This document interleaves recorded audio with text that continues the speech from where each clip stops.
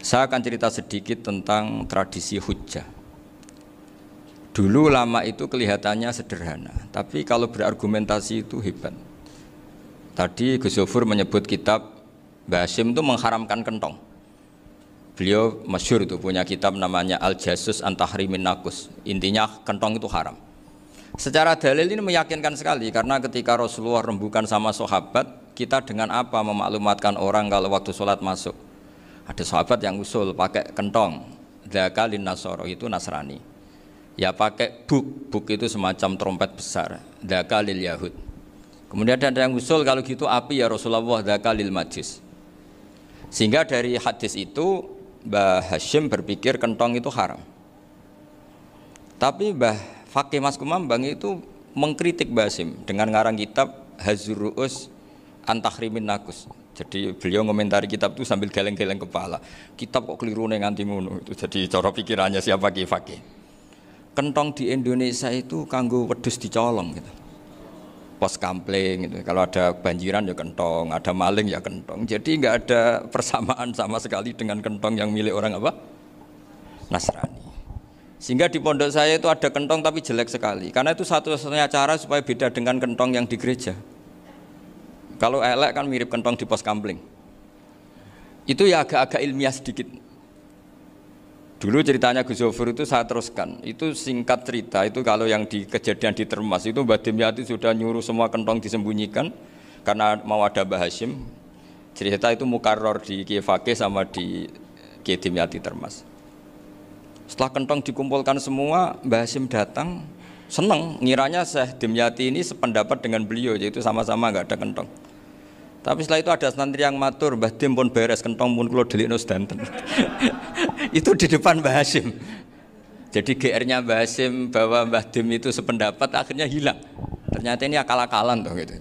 Karena santrinya matur, Mbah Dim pun beres sedanten kentong beduk sudah disingkirkan. Itu di depan Mbah Hasyim. Saking lugunya santri, nah saking ikhlasnya agak ngerti mahalus syahid ini adalah Mbah Hasyim. Saya mau meneruskan cerita Gus Zofur. Dulu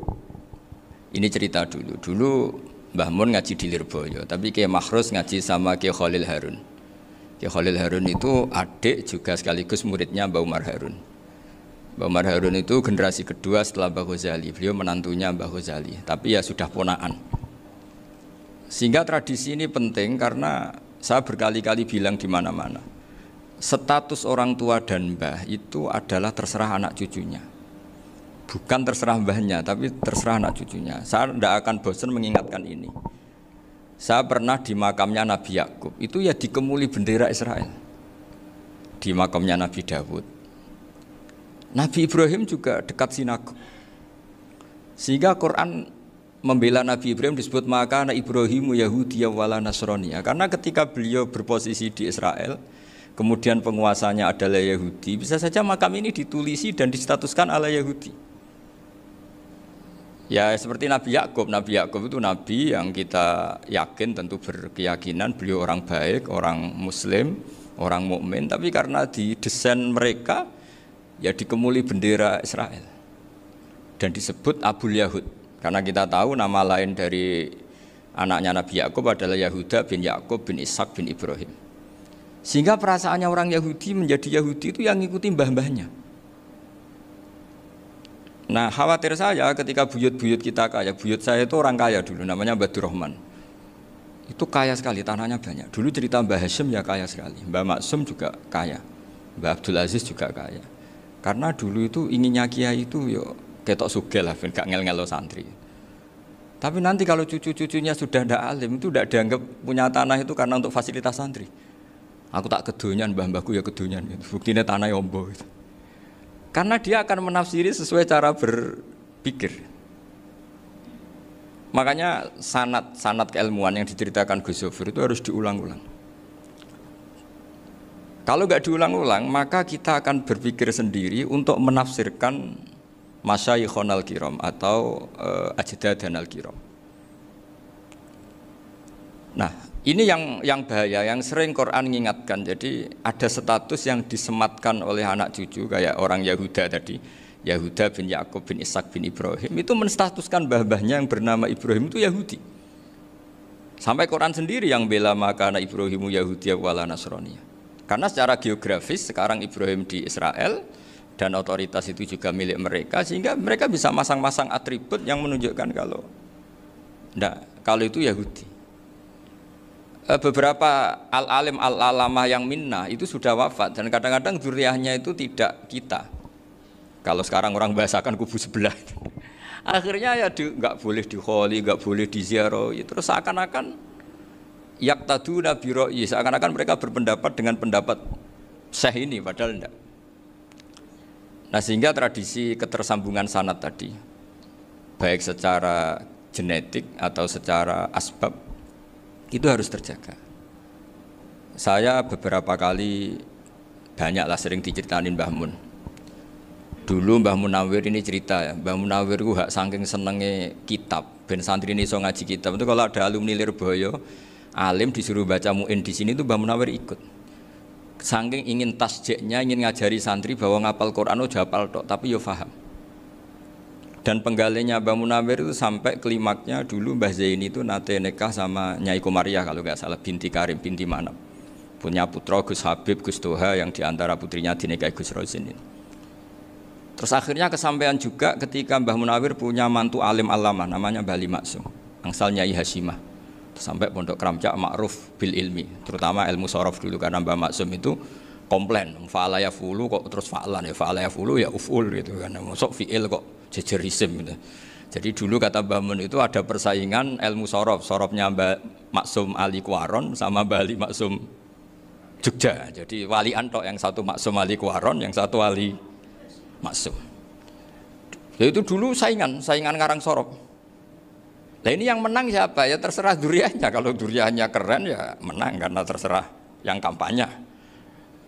Saya bayangkan adekan Mbah Zubair tidak punya anak sealim Mbah Mun, mungkin kalau Mbah Zubair juga tidak sewow kalau punya putra Mbah Mun. Karena saya berkali-kali bilang kalau dalam syair Arab itu kama takarroma, kadang dilafatkan kama tasyarrofa bi Muhammadin adnanu. Orang berpikir Adnan itu siapa? Itu karena ada Nabi Muhammad SAW. Orang mencari-cari Mbah Mun itu mencari Mbah Zubair karena ada Mbah Mun. Orang mencari Mbah Dahlan karena ada Mbah Zubair. Wong kok alime ngono iku bapake sapa? Wong kok alime ngono iku putune sapa? Tapi kalau kita ini sudah ndak alim, ini orang sudah nggak tertarik nyari-nyari leluhurnya karena dianggap selesai. Jadi yang dengan tanda kutip yang menghabisi mbah-mbahnya itu ya mesti cucunya itu. Ini mau ngamuk, mau peringatan, tapi ini juga peringatan pada diri saya sendiri. Jadi sehingga zuriyah ini penting. Kenapa para nabi mesti donga zuriyatan thayyibah? Kenapa selalu berpikir tentang zuriyah? Wa ja'alaha kalimatam baqiyatan fi aqibi. Karena zuriyah ini yang nanti bisa menstatuskan leluhurnya. Seperti tadi cerita Mas Maftuh ini, tak puji betul, saya hari ini tidak ingin gojlok supaya kewalian saya tidak tergerus oleh kedoliman.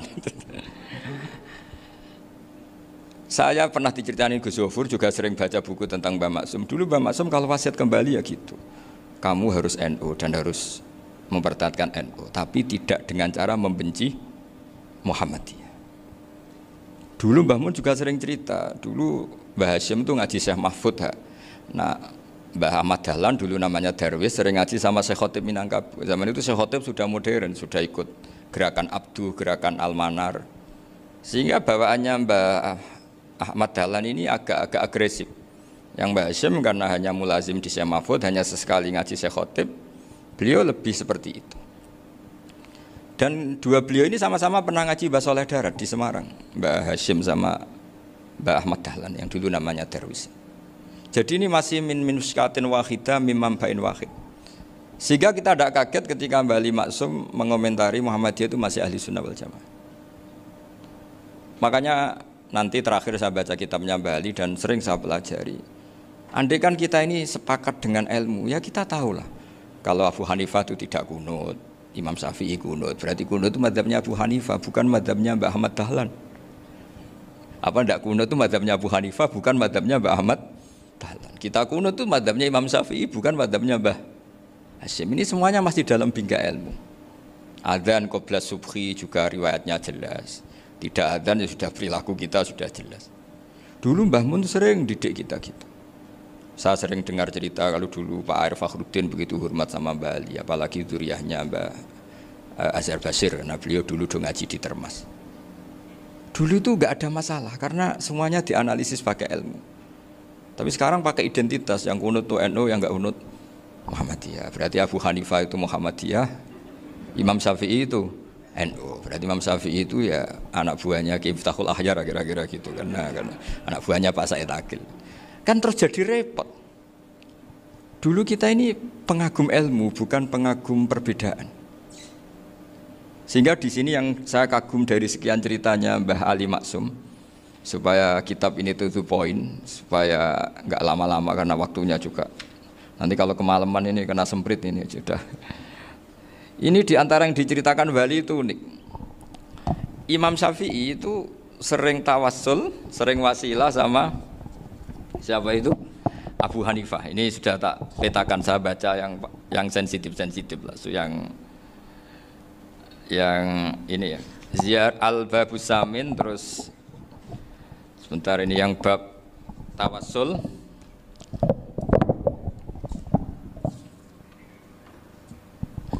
Ini di sini halaman 90, mungkin santri-santri kerap ya bisa ngecek lagi di kitab Hujatul Ahli Sunnah.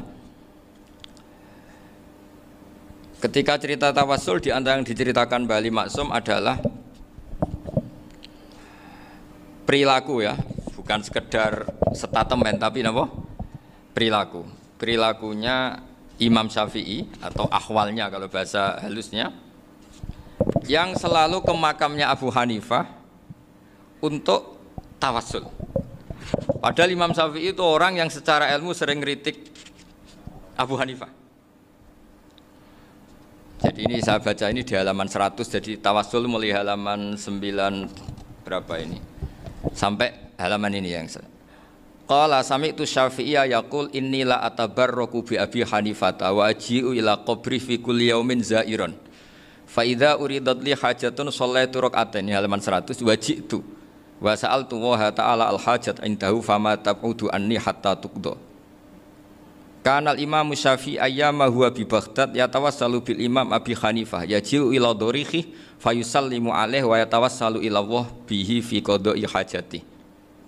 Terus wa yatawassalu Imam Ahmad bi Imamina Syafi'i. Jadi di antara yang diceritakan Mbah Ali Maksum itu betapa Imam Syafi'i yang terkenal sering mengkritik Abu Hanifah dalam tatanan fikih karena beliau tidak percaya ada istihsan. Abu Hanifah berpendapat adanya istihsan, dan kita tahu lah ikhtilafu Syafi'i wa Abu Hanifah itu besar sekali. Tapi beliau itu tahu Abu Hanifah itu orang yang sangat soleh. Abu Hanifah itu kalau ketemu sama orang yang utang beliau itu yang lari bukan yang utang Abu Hanifah, karena takut orangnya itu izin. Jadi kalau ketemu yang utang di jalan itu yang sembunyi itu Abu Hanifah. Kenapa engkau sembunyi? Ada yang utang saya lewat, nanti orangnya malu. Jadi setingkat Robi'ah Adawiyah itu beliau di rumah ada maling itu sembunyi. Ditanya kenapa engkau sembunyi? Malu, gak ada yang dimaling. Malu sama malingnya karena serumah itu gak ada barang yang layak dicolong gitu. Itu Robi'ah sampai dia sembunyi. Itu yang bisa niru itu Abu Hanifah. Jadi wali-wali besar ini ternyata saling menghormati dan saling tawassul. Nah saya berharap tawassul ini bukan sekedar perilaku sosial, tapi memang ada sanatnya. Sehingga terus diceritakan Bali di sini dulu istaqa Umar bil Abbas. Kata siapa tawassul harus dengan Rasulullah SAW? Dulu istaqa Umar bil Abbas. Sayyidina Umar itu tawassul istisqa dengan Sayyid Abbas. Padahal kita tahu Sayyid Abbas ini tidak nabi. Terus beliau cerita sampai Imam Syafi'i tawassul sama Abi Hanifah. Sehingga nggak ada perdebatan itu kan Umar. Kalau Umar kan ada jaminan boleh diikuti karena beliau sahabat. Bali cerita tentang Imam Syafi'i yang tawassul dengan Abu Hanifah. Seargumentatif itu. Sehingga ada cerita dalam sebuah tafsir. Ya saya ulang lagi, ada cerita di sebuah tafsir. Kenapa Nabi Musa ditanya Allah wa matilka biyaminika ya Musa? Ma'ana wa ta'ala a'lam, tentu Allah sangat tahu yang di bawah Musa itu apa. Karena Allah tahu Nabi Musa itu grogi. Orang dipanggil Wali Maksum pasti grogi, santri dipanggil Mbah Mun pasti grogi. Kenangan saya setiap dipanggil Mbah Mun ya mesti tanya, yang ringan-ringan, wis sarapan ha. Arung sarapan ya sarapan. Pas sarapan ya kan tanduk mangan sing enak, wong santri ora tau mangan enak. Ya enggak pernah ngomong yang penting, ngendikan yang penting. Nah, karena Nabi Musa ini grogi, ini sebagian tafsir. Itu ditanya yang ringan, "Sake iku nggawa apa?" Karena pertanyaannya ringan, Nabi Musa juga ringan. Ya Nabi Musa itu sampai lali, itu pangeran sing ya'lamu sirra wa akhfa. Diterangno. Niki tongkat Gusti. Gunane kathah Gusti tongkat iki. Qala ya asaya atawakkau 'alaiha wa ahusyu biha 'ala ghanami wa liya fiha ma'arifu ukhra. Oh, tongkat Gusti niki penting Gusti. Nggih nak. Nggih macam-macam lah Gusti. Atawakkau 'alaiha wa ahusyu biha 'ala ghanami kangge menghalokan. Masih terangno terakhir dan yang lain-lain Gusti. Wa liya fiha ma'arifu ukhra. Sehingga akhirnya rileks. Karena Nabi Musa terus ngerti.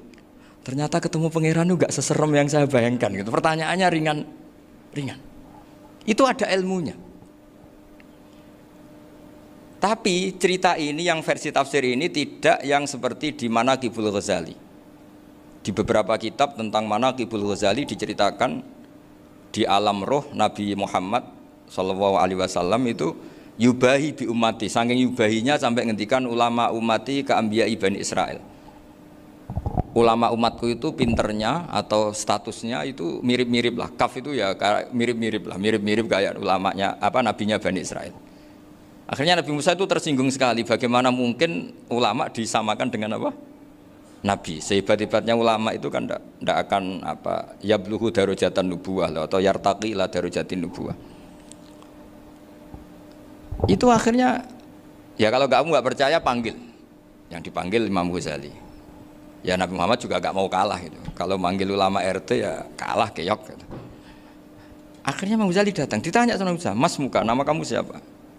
"Ana Muhammad bin Muhammad Al-Ghazali At-Tusi Asy-Syafi'i." Itu disebut panjang. Terus Nabi Musa guyu-guyu.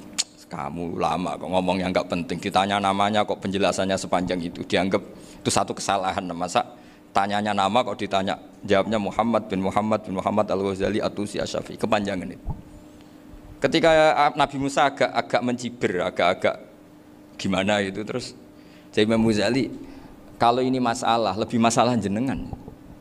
Apa itu? Yang tanya jenengan tuh Allah ya'lamu sirra wa akhfa, dan Allah hanya tanya wa ma tilka biyaminika ya Musa. Harusnya jenengan jawab asoya titik, bukan kepanjangan. Atawakkau 'alaiha wa syubha itu kepanjangan. Allah tanya yang di bawah kamu itu apa?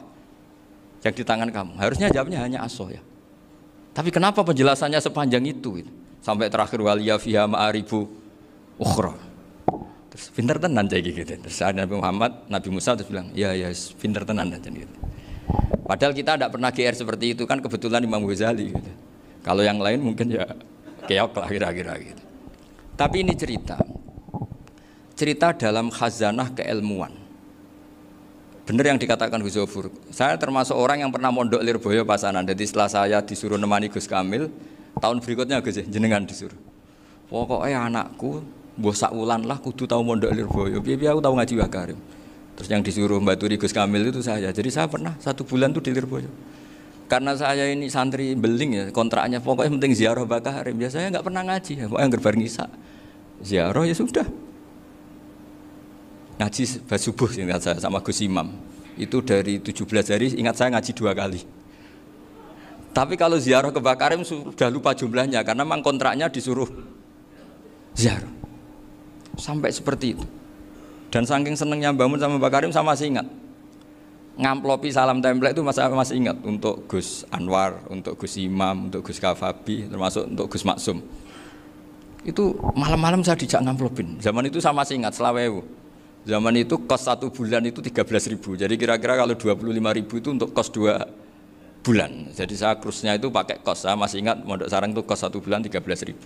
Berarti kira-kira 500.000 itu di amplopin sendiri sama Bang. Ini untuk Gus War, ini untuk Gus Imam, ini untuk Gus. Padahal Gus Imam ini mondoknya sudah di Mbah Mun. Itu Mbah Mun hormatnya sampai untuk jatah salam template.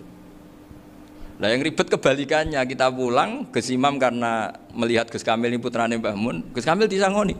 Saya juga disangoni karena Gus Imam dulu ngaji juga sama Pak D saya, sama keluarga saya. Itu kata Gus Kamil setelah keluar, mau agak muni gua abal ya, boten berarti gua aku. Karena ini penting. Ini kalau sampai dianggap tukar guling, ribet deh. Jadi ditakwil sendiri lah. Mau gak muni gua abal ya, boten wis, yes berarti halal. Tapi sama Mbah Mun ya ditanya. Ditanyanya bukan apa karena untuk meneruskan tradisi bahwa kalau kiai ketemu itu ya saling memberi hadiah, saling itu sudah faqaddimu baina adena juakum apa? Sedekah. Sehingga ketika Krapyak ini punya Bali Maksum alim alama, kemudian melahirkan murid-murid yang juga ibar kayak Mbak Warsun bisa ngarang apa Kamus Al Munawwir, Pak Bik juga punya karangan Kamus Al Muasir. Saya itu punya semua. Karena ini adalah buah dari bahwa kita ini tidak kalah sama produk-produk yang di sana. Bahwa produk di kita ini sudah cukup untuk mengantarkan orang menjadi alim alama. Dulu Mbah Zubair ke Mekah ya sudah alim alama. Gus Zufur ke Al-Azhar sudah alim semua. Teman-teman kita ke Mekah itu sudah alim semua. Padahal produk mondoknya ya tadi mau digojlok kiai ini, terus mangkel be keamanan biasanya itu. Biasanya musuh besar pondok itu keamanan. Jadi ya bukan berarti gojlok ibunya Gus Maftuh enggak. Biasanya keamanan itu musuhnya apa? Banyak. Itu tradisi keilmuan itu harus dijaga dengan hujjah dan dengan tadwin, dengan pembukuan.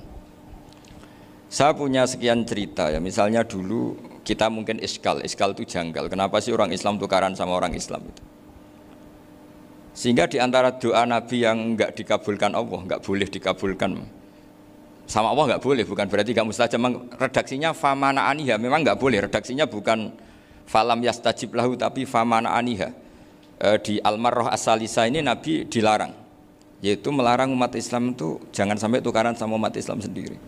Itu kata Allah, ya tidak bisa kata Allah, kalau itu tidak saya kabulkan. Itu dulu guru-guru kita nyontohkan sederhana. Kira-kira kalau saya tukaran wek Gus Zofuru, Mbah Mun luwih ikhlas timbang ditukari wong liya. Nek ana kakak ditabuk adik, wong tua luwih ikhlas timbang ditabuk tangga. Barokahnya membaca kita lebih mentoleransi. Kalau ada Mbah Hashim dikritik Mbah Fakih Mas Kumambang, kita ikhlas itu. Tapi nek dikritik guru PAUD itu kan, atau dikritik orang-orang yang nggak bisa ngaji. Artinya ternyata keliru kita bilang kiai kok tukaran. Justru bagus kiai tukaran. Dibanding kiai dikritik guru PAUD atau dikritik orang-orang yang nggak bisa baca kitab. Akhirnya barokahnya baca kita menjadi tahu. Dulu Mbah Mun sering cerita, ini masih cerita silsilah ya. Jadi Bali Maksum tadi kita tahu di antara guru besarnya Bali Maksum tentu Mbah Mahfud Termas. Beliau adalah adik dari Kiai Mahfud Termas. Mbah Dimyati ini adik Kiai Mahfud Termas. Itu punya saudara namanya Abdur Razak, juga punya saudara namanya Dahlan. Itu yang membawa Thariqah Syadziliyah di Solo Raya, yang sekarang alhamdulillah diteruskan Gus Wafi. Dulu di antara pesannya Mbah Mun ke saya, hak Wafi kandani kon ziarah ning Mbah Dimyati. Mergo Thariqah Syadziliyah dulu itu yang bawa keluarganya Mbah Dimyati. Jadi semuanya ini masih dzurriyyatan ba'duha min ba'd. Nah pesan saya karena tadi Mbah Munawwir yang termasuk orang pertama yang bawa Quran, bawa qiraah sab'ah. Kenapa saya bilang termasuk? Karena kalau bilang paling pertama ini nanti butuh data. Dan itu agak kerepotan. Tapi yang jelas mimman istahara lah. Mimman istahara yang membawa sab'ah ke sini itu adalah Mbah Munawwir. Terus beliau ngajarkan diantaranya ke Mbak Arwani, pakai kitab Satibi, pakai kitab Nazmus Satibi. Terus Nazmus Satibi itu diteruskan oleh Mbak Arwani, ditulis. Yang nulis dulu Mbah Dola Salam. Bapak saya itu murid Mbah Dola. Dulu Mbah Dola sebelum ke Mbak Arwani ngaji sama Ki Said di Sampang. Bapak saya sebelum ngaji di Mbah Dola sudah hafal Quran lewat buyut saya sendiri namanya Ki Zubaidi. Yang Ki Zubaidi akhirnya jadi menantunya Mbah Ahmad Su'eb. Jadi buyut saya kandung ini namanya Sofia, itu angsal keluarga Lasem, yang adiknya Sofia ini punya adik Badiah yang jadi ibunya Ki Sahal. Terus Ki Sahal punya Mbak Yu namanya Muzayanah, punya di garwa Ki Mansur punya anak Gus Qayyum. Jadi dulu ibu saya, ibunya Gus Sofur, ibunya Pak Maftuh itu semuanya di Lasem. Karena saya dari keluarga Gen ya Lasem, dari keluarga sanad guru ya Lasem. Tapi Lasem Bahdawi itu dulu ngajinya di Mbah Umar Harun di Sarang. Mbah Umar Harun ini menangi Sayyid Ahmad Zaini Dahlan. Sayyid Zaini Ahmad Zaini Dahlan ini punya cucu keempat yang hidup di Sedan, terus makamnya di Lasem, namanya Habib Haidar, itu yang nulis biografinya Mbah Maksum. Mbah Maksum bukan Bali, biografinya Mbah Maksum itu ditulis oleh Habib Haidar, namanya Haidar bin Hasan bin Sodaqoh bin Ahmad Zaini Tahlan. Nah, Habib Haidar ini menantunya Sayyid Hamzah Sato.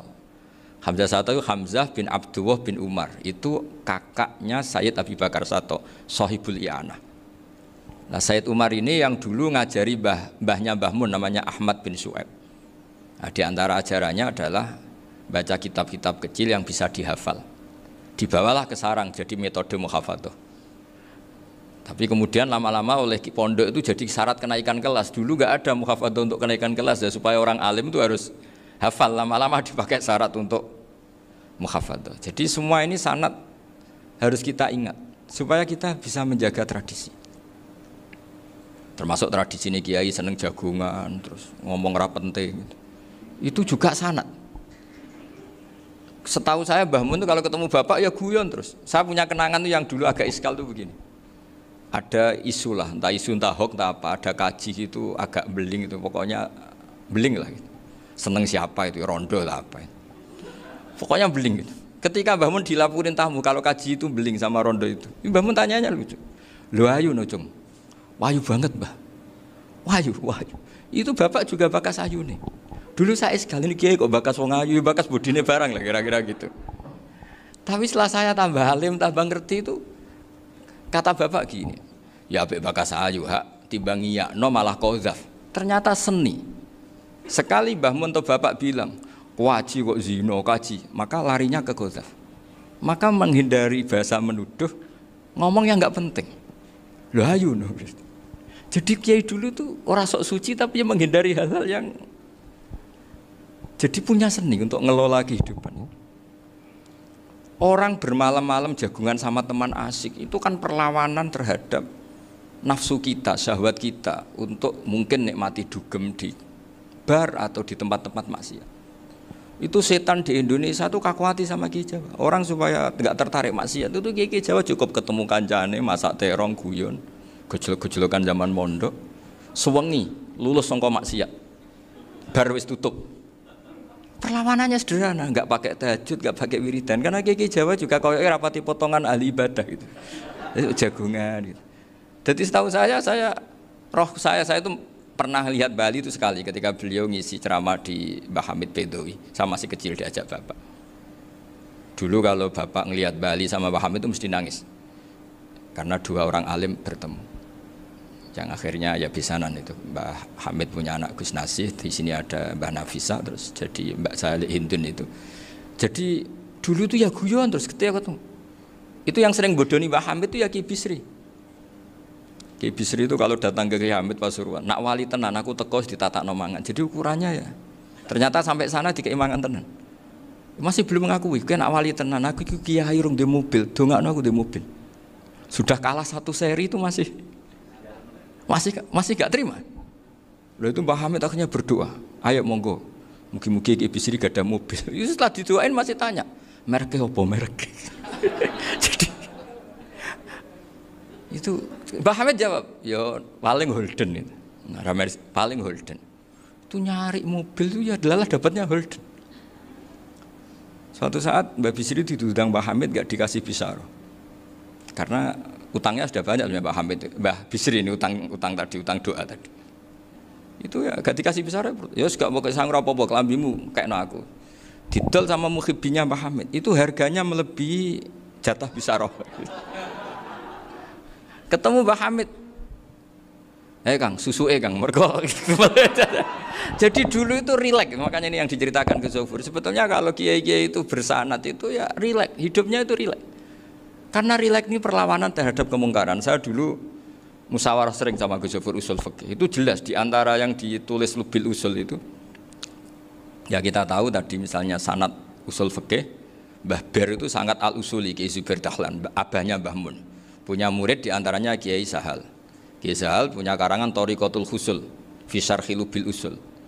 Itu Thariqatul Husul itu beliau ngendikan dalam mukaddimah bahwa saya bisa mensarah ini berdasar ngaji maknani sama Mbah Zubair. Terus beliau mengutip sarah itu dari kitab Nailul Ma'mul. Beliau ngendikan binus khotin khatiyah ghairi matbu'ah. Dan itu ditemukan di Kiai Mansur di Lasem. Karena Kiai Mansur iparnya Mbah Sahal. Mansur bin Khalil itu diantara katibnya Syekh mahfud. Jadi semuanya ini sambung. Mbah Ber saking ahli usul fikihnya, kalau ngajar usul fikih itu kalau guyon takriran saya ini lebih memahamkan ketimbang Sarah. Ya sudah, terus Mbah Zubair Kiai Fakih, terus Syekh Mahfud. Di sini Syekh Mahfud termasuk orang yang dekat Mbah Munawir, sampai putrane Mbah Mahfud namanya Gus Muhammad dibawa Mbah Munawir, kemudian mondok di Termas diantaranya, terus dinikah jadi menantunya kalau nggak salah Haji Taslim di Betengan, kemudian sekarang juriannya Mbah Mahfud di Betengan. Ini nggak boleh hilang secara seperti itu. Diantara di usul fikih diterangkan, ketika diantara 5 hukum itu ada yang bernama mubah. Mubah itu boleh dilakukan, boleh ditinggalkan, dan kalau dilakukan ya tidak berpahala, tidak disiksa. Itu ada ulama yang protes. Protes nggak bisa seperti itu. Itsma min mubahin ila wa tahaqqaqu bihi tarku haramimma. Fa'il zamu minas sukun tarkul qatli wa minas sukut tarkul qadaf. Tidak bisa, mubah itu tidak ada. Kalau kiai jagongan semalaman, itu Allah ngitungnya itu hada taroka dugem, wahada taroka delok dangdut, wahada taroka kada wa kada. Oh, itu luar biasa. Dan kita ngikuti yang seperti itu saja. Gak usah tahajud, gak usah witir telulas kaya ora kuat timbang gremeng wis. Sewengi jagongan, setan ngenteni kita tergoda maksiat, ternyata maksiatnya sampai tutup, kiainya masih apa? Jagongan. Jadi jagongan saja ada ilmunya bahwa itu perlawanan terhadap tarkul ma'asi. Sehingga bagaimana Anda katakan mubah ini mubah, toh gunanya adalah tarkul haram. Meskipun efek mubah juga bisa tarkul wajib, wae bojo blonjo turu. Ya kan wae ngrumati ibuke turu. Itu halal wajib. Jadi mubah itu resikonya ya bisa tarkul wajib, bisa tarkul haram. Sehingga kalau sanad ini terjaga secara baik, secara kultur, saya sering juga sakuan sama Gus Yofur, itu mesti tak niati gitu. Jagungan wong alim kuwi ibadah, dan menikmati ibadah adalah dabul auliya wa dabul ulama. Kata Imam Ghazali, pada akhirnya waqud buhadatin al istilzat bil mubahat. Kata Imam Ghazali, pada akhirnya qutbu hadatin, madaru hadatin, pokok dari agama ini adalah melawan kemaksiatan dengan kita menikmati al-istidzat bimubah. Kita menikmati sesuatu yang dibolehkan Allah Subhanahu wa taala. Dan seperti ini itu bisa qasmu dhuhri syaitan, bisa menghancurkan punggungnya setan. Karena kalau melawan setan dengan ibadah ini kadang kita capek selain isra potongan. Tapi nak kangkang ning komplek H gitu jagungan mbek kancane, ngenang melarate, mbok ngenang ora sekolah, ra munggah kenangan. Sing ra munggah diarani istiqomah. Gitu kan. Diarani tulus zaman, kok sing munggah dianggap kesusu. Saya ini punya pondok Quran, kalau ada yang hafal 3 tahun mesti digojol kancane. Gak apik, kesusu itu. Kesusu itu mesti tidak barokah karena tergesa-gesa apa? Hatam. Sehingga yang enggak hatam-hatam itu kayak partai mayoritas. Ini yang partai tulis zaman katanya. Ahlus sabri katanya. Akhirnya di pondok gara-gara itu mau guyon, tapi enggak ada stigmasi yang enggak naik. Di Pondok Sarang itu saya punya temen itu banyak yang sekelas dengan saya, sekelas sama Gus Kamil, akhirnya sekelas dengan Gus Sofur. Padahal saya ini kakak kelas. Saya temannya Gus Kamil, temannya Gus Sofur. Ini anak ini nggak pernah naik, itu nggak dinyek, nggak dicibir di pondok. Karena guyonan tadi, guyonan bahwa ini bagian dari bentuk apa? Istiqomah. Nanti yang goblok juga tenang. Karena kiainya cerita, kadang santri goblok ya barokah. Di sini pondok akeh santri ora tau sinau ning omah dadi kiai gede. Selalu kiainya tuh cerita seperti itu. Akhirnya sing goblok ya bangga dengan kegoblokannya. Iya, jadi kiai itu orang yang meskipun guyon ini barokahnya Masya Allah. Dan setahu saya kiai-kiai alim itu ya senengannya guyon, karena tadi guyon itu luar biasa. Bapak saya itu kalau pesan sama saya itu enak ngaji wis guyon nice. Wong ning omah mikir utang, mikir wedi bojo macam-macam kok ngaji mbok jak nangis pisan, nangis ping pindho gitu. Sudah jak guyon ae. Paling gak lali. Dan beliau punya dalil kul bi fadlillah bi rahmati fa bidzalika falyafrah. Jadi jangan sampai orang ini farah bil maksiat, jangan sampai orang itu. Dan ini yang saya kenang dari sekian cerita murid Bali. Mbah Ali Maksum ya senengane guyon. Gojol-gojolkan mbek santri guyon. Ini saya maklumatkan ke semua santri beliau bahwa ini bukan sekedar guyon, tapi al-istilzat bil mubahat. Ini adalah perlawanan terhadap setan karena banyak orang bisa senang tuh kalau nunggu maksiat. Ini bisa senang dengan sesuatu yang tidak maksiat. Itu kayak apa hebatnya? Makanya Nabi itu kalau ketemu sahabat ya sering ngendikan yang ringan-ringan. Ya Umar ma'afalan duher jong mana piye ijek. Kalau ketemu anak kecil ya. Nanti ketemu yang tua-tua yang sudah nggak bisa mikir ya cerita-cerita. Saya mohon sekali murid-murid kerap ya. Jangan hanya ngaji fikih. Kalau hanya ngaji fikih itu posisi Abu Hanifah itu seakan-akan nyuwun sewu orang yang sangat tidak ahli hadis. Karena beliau di situ kelihatan kalah sekali dengan Imam Syafi'i. Apalagi di perdebatannya Muhammad bin Hasan Asy-Syaibani dengan Imam Syafi'i itu kelihatan sekali betapa Abu Hanifah itu orang yang nyuwun sewu ditinggalkan dalam ilmu hadis. Sampai beliau hanya dapat gelar min ulama ahli ra'yi, termasuk ulama yang kuat logikanya. Juga harus baca kitab-kitab seperti ini. Ternyata di balik Imam Syafi'i mukhalif pada beliau di bab-bab fikih, perilakunya sangat hormat. Sampai beliau tuh kalau tawassul ke kuburannya Abu Hanifah. Dan beliau ngendikan an-nasu fil fiqhi iyalun ala Abu Hanifah. Semua orang yang ahli fikih itu masih anak buahnya Abu Hanifah. Saya berkali-kali cerita, mazhab Syafi'i itu alatut tadhir hanya dua, yaitu alma wa turab. Abu Hanifah nambahi wanar. Alasannya Abu Hanifah orang mukmin yang dosanya banyak itu dibakar di neraka, dan alasannya Allah litadhirihim, untuk mensucikan mereka.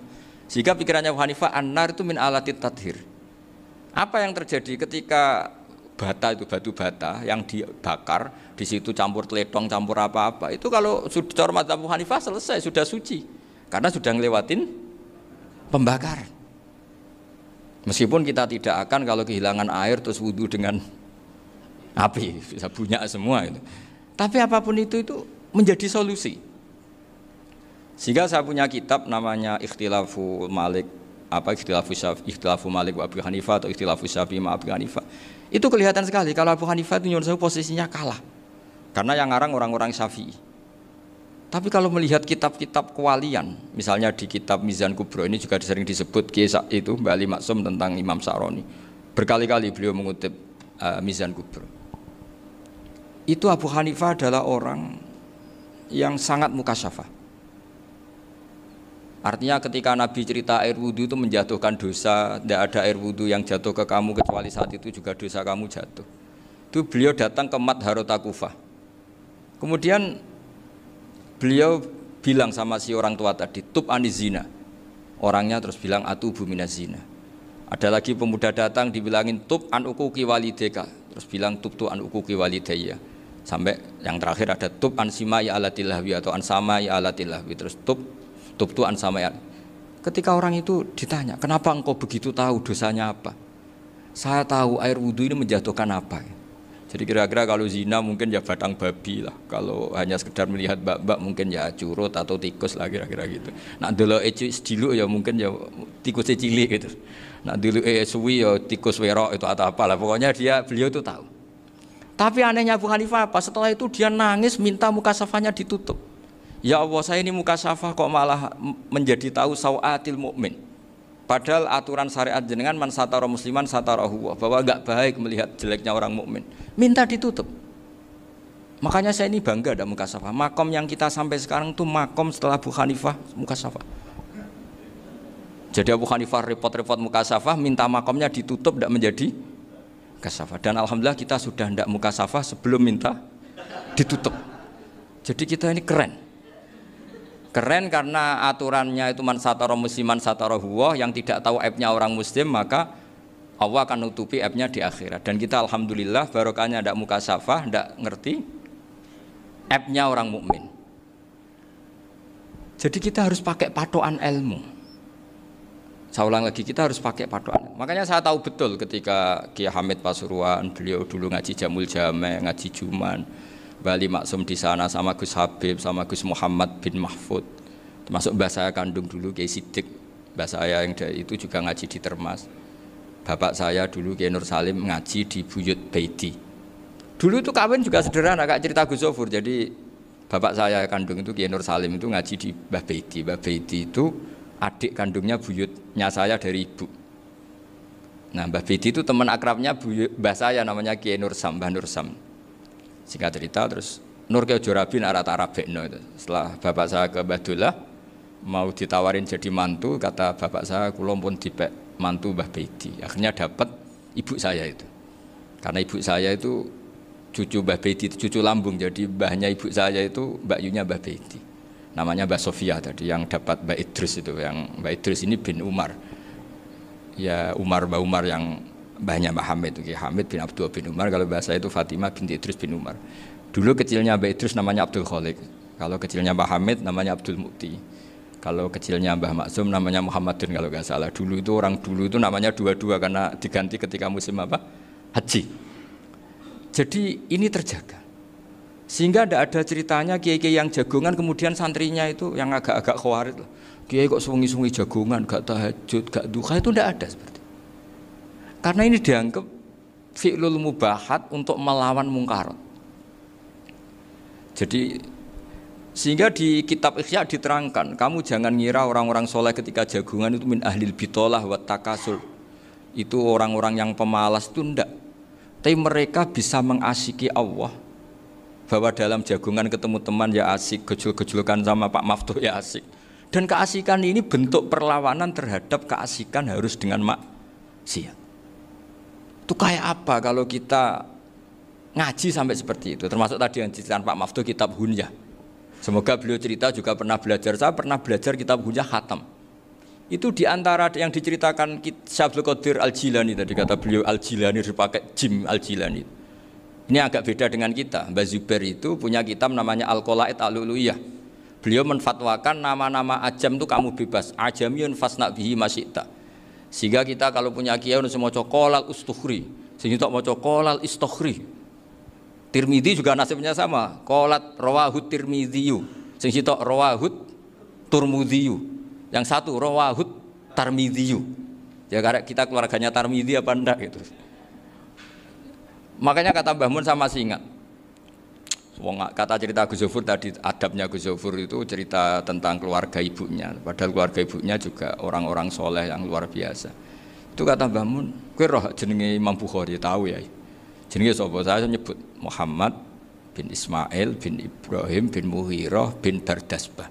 Lah iya Bardasbah mbok waca Bardisbah yo. Lah cara kene mbok Parmin mbok Parlan ngono. Jadi Bardisbah mbok Bardasbah iku cara kene yo Parmin mbok. Iku rak Mbah Fadl Senori dadi kabeh diwaca Arab. Jenenge Mbah Umar Harun. Dhisik yo wong sarang mbok Harun mbok Kirun yo ora roh wong dhisik yo wong kuno.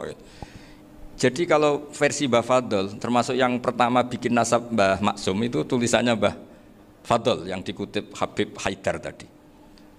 Ya saya seperti Gus Zofur juga mencari-cari hubungan ulama-ulama di Jawa. Itu Mbah Mun itu kalau bicara ya Mbahku orang sing jenenge Kiai Serut. Kalau ditulisannya Mbah Fadl itu Syaraf. Jadi Mbah Fadl itu fanatik orang-orang alim itu ditulis Arab, kalau Mbah Mun itu Jawa. Dulu tuh ada wali seto di daerah saya. Dulu orang ya janggal, ternyata ada sato itu, kesamaan di Arabnya itu sato. Sehingga kiai-kiai itu ada fanatik Tirmidzi, Turmudi, Tarmidi, Jilani, Jailani karena ajamiyun fasna bihi masyita. Jadi kalau nama-nama ajam semongko lah baca sekenanya sementing. Cuma mungkin tahqiqnya benar Pak Maftuh tadi, memang di Mu'jamul Buldan itu Al-Jilani bikasri jim, ya sudah kita baca Al-Jilani. Sebab itu kayak Pondok Pelosok Lirboyo itu menurut saya bagus. Orang itu maknani betul sama gurunya. Kalau sarang enggak. Kalau Pondok Lirboyo, pondok yang tadi ternyata keluarga Mbah Munawir sini pernah bisanan, yaitu Mbah Zaini pernah nikah sama Nyai Komariah ya kalau enggak salah, punya putra Gus Habib ya, Pak Toha dan sebagainya. Itu betapa hubungan pondok Quran sama pondok kitab dulu itu enggak pernah terputus. Bapak saya setelah hafal Quran itu dulu ngaji Mbah Zubair. Jadi bapak saya sering ngutip mu'en apa, padahal bapak saya itu terkenal tuh, beliau cita-citanya itu saya ingin hafal Quran kayak hafal Fatihah. Beliau itu sampai sepulahnya sekali. Karena beliau inginnya hafal Quran kayak hafal Fatihah. Termasuk murid terbaiknya Mbah Dullah bapak saya. Itu ya ngaji kitab.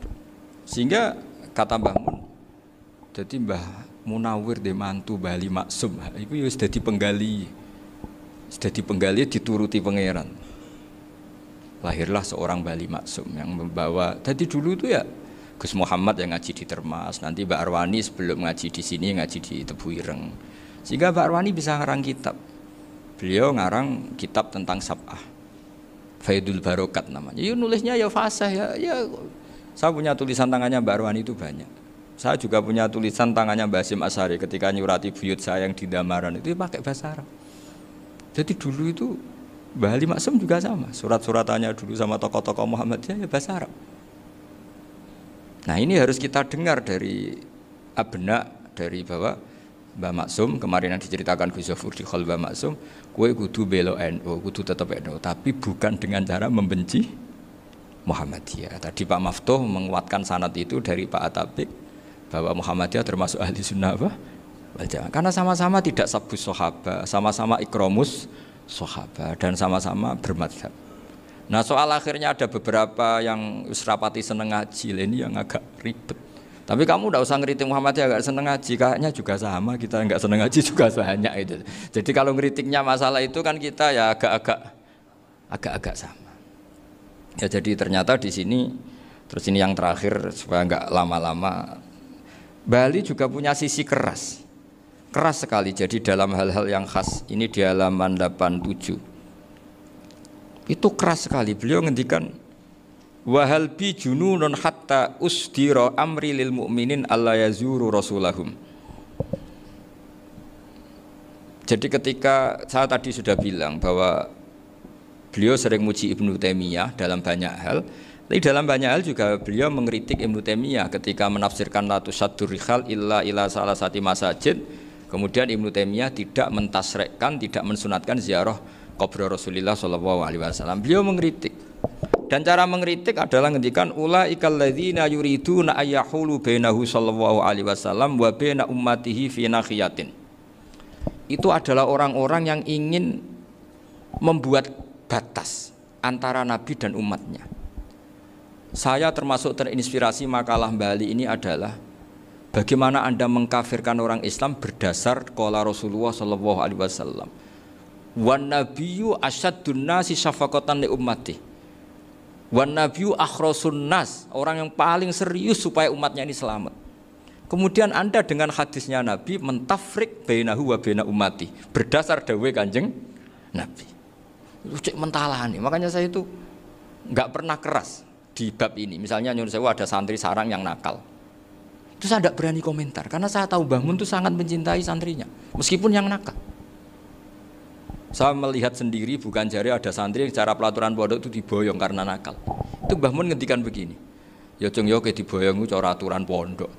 Nah aturannya pangeran ngger kowe tobat dadi wong apik ya dadi wong saleh. Ya kowe kudu tetep sering rene, tetep santriku donya akhirat. Soal pondok ya ben ana aturan, ben pancen kowe nakal nemen ya diboyong, tapi kowe tetep wong apik. Jadi karena kita tidak mungkin mentafrik bainahu wa baina talamidhi. Kita tidak mungkin mentafrik baina nabi wa baina ummati karena nabi adalah apa? Asyaddun nasi syafaqatan li ummati.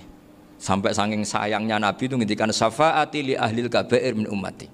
Lho koyo apa baiknya nabi? Ora melok nakal, ora melok maksiat, tapi melok nanggung swargane. Iku waktu gali sampean wis kowe utang gak apa-apa, bangkrut gak apa-apa, sing nyaur bapak. Gua sampean ngono top tenan. Anake yo ngawur tenan maksudnya itu, tapi top tenan. Lah nabi ku umate sing dosa iku umate, nabi sing nyuwun sewu, cara Jawane sing kangelan nyafaati. Karena nabi gak boleh dipisahkan dengan umatnya. Makanya kata Bali Maksum, ulaikal ladzina yuriduna ayyahulu bainan nabi wa baina ummati. Itu mereka adalah orang yang ingin memisahkan nabi dengan umatnya. Masa kita ngafirkan umatnya Nabi berdasar dawai Nabi? Itu kan sama, saya benci santri Anwar berdasar dawai Mbah Mun, padahal orang tahu semua begitu sayangnya Mbah Mun terhadap santrinya. Sama juga kamu benci santrinya Bali Maksum berdasar dawai Bali, padahal beliau sangat mencintai santrinya. Nah kultur-kultur seperti ini tidak boleh hilang. Kita punya sanad, punya guru, punya keluarga yang sama. Jadi mbah-mbah saya itu orang Tuban, dekat sama posisi Ibrahim Asmorokonti tadi yang diceritakan.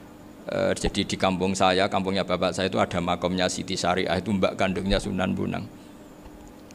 Dan bapak dulu sering ngajarin ziarah saya ke Mbak Asy'ari. Mbak Asy'ari itu bin Jumadil Kubro, berarti Mbak Asy'ari itu saudaranya Mbak Ibrahim Asmorokonti, gurunya Sunan Bonang. Jadi Sunan Bonang ke Tuban tuh karena disuruh ngaji sama Mbak Asy'ari, Mudin Asy'ari itu yang di Bejagung itu.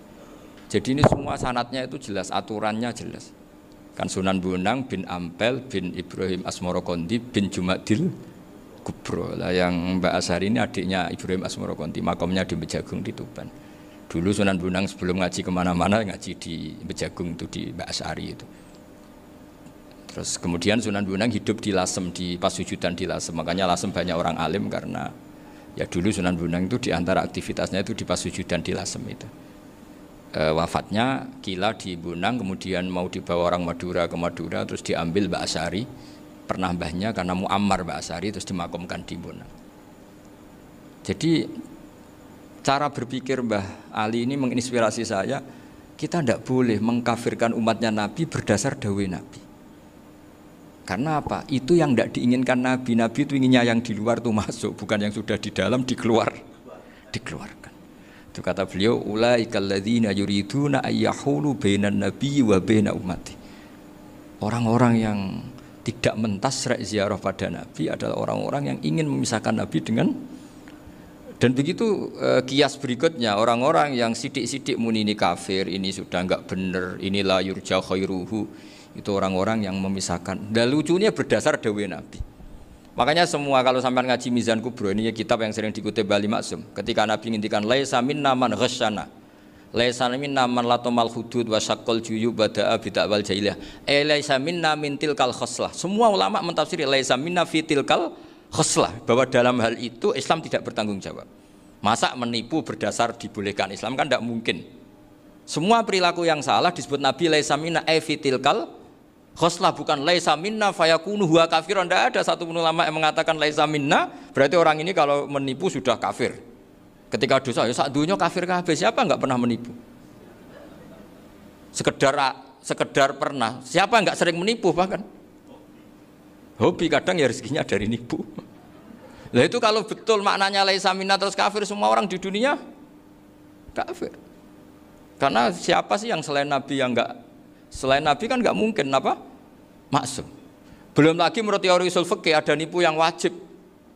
Ya kan, misalnya kita orang baik ketemu orang dolim yang memburu perempuan mau diperkosa terus bersembunyi yang kita tahu. Kita wajib nipu apa wajib jujur? Ketika orang dolim tanya, perempuan tadi kemana? Wajib nipu apa wajib jujur? Wajib nipu, karena kalau kita jujur berarti memberi peluang orang dolim menemukan buruannya. Jadi betapa alimnya. Dan ketika kitab Mizan Sa'roni dipakai Bali, dipakai Mbah Mun, saya pernah ngaji Mbah Mun, terus kita tahu maknanya laisa minna fi tilkal khoslah. Sehingga kita tidak mengatakan laisa minna dengan terjemahan letterlek tidak termasuk umatku. Kita tidak akan menambahi fakta frek fayakunu kafirun, tidak akan selamanya. Karena maknanya laisa minna fi tilkal khoslah. Kenapa kita selalu begitu? Karena enggak mungkin kita memisahkan umatnya Nabi dengan Kanjeng Nabi berdasar dawuh Kanjeng Nabi. Karena Nabi adalah berstatus bil mu'minina raufur rahim. Ya terus ini mohon maaf sekali ini yang saya bisa